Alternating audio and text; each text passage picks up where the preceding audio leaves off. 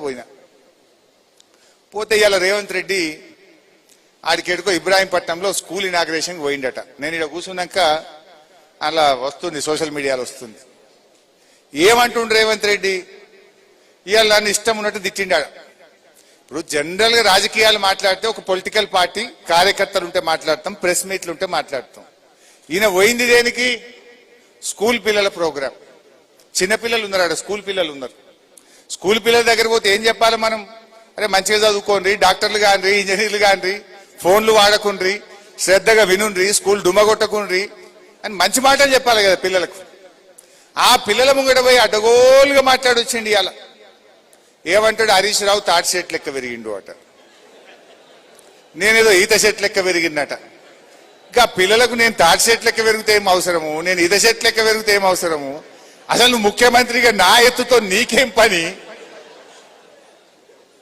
ముఖ్యమంత్రి మాట్లాడాల్సిన మాటనా? నేను అడ్డగోలు మాట్లాడుతున్నా అంటాడు.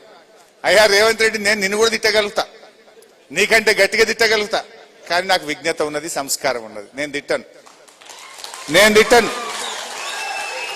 కానీ నువ్వు తిట్టినంత మాత్రాన్ని నేను ఇడిచిపెట్టాను. నువ్వు నన్ను తిట్టామని నేను ఇడిచిపెడతానా? అసలే ఇడిచిపెట్టా. ఇప్పుడు రేవంత్ రెడ్డి నేను తాటి చెట్టు లెక్క పెరిగినా ఎట్లా పెరిగినా అనేది అవసరం లేదు. ఇప్పుడు కావాల్సిందేంది? నువ్వు 45 రోజుల్లో వేస్తానన్న రైతు బంధు ఎప్పుడు ఇస్తావు? గది అడుగుతున్నా, దానికి సమాధానం చెప్పు నా రైతుల పక్షాన.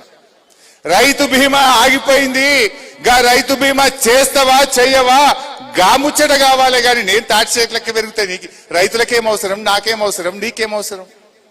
అరే పంటలకు పోయిన యాసంగి బోనస్ ఎగ్గొట్టినావు, ఈ యాసంగి బోనస్ ఎగ్గొట్టినావు, గది ఇస్తావా ఇయ్యవా చెప్పు తప్ప నా ఎత్తుతో నీకేం పని? అరే పిల్లగాళ్ళకు ఇవాళ ఫీజు రియంబర్స్మెంట్ ఇస్తలేవు.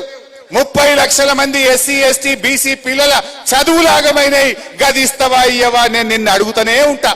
నువ్వు నన్ను తిట్టినా, నా ఎత్తు గురించి అడిగినా, నా పొడుగు గురించి మాట్లాడినా, బిడ్డ ఫీజు రియంబర్స్మెంట్ ఎప్పుడు ఇస్తావో నేను నిలదీస్తూనే ఉంటా.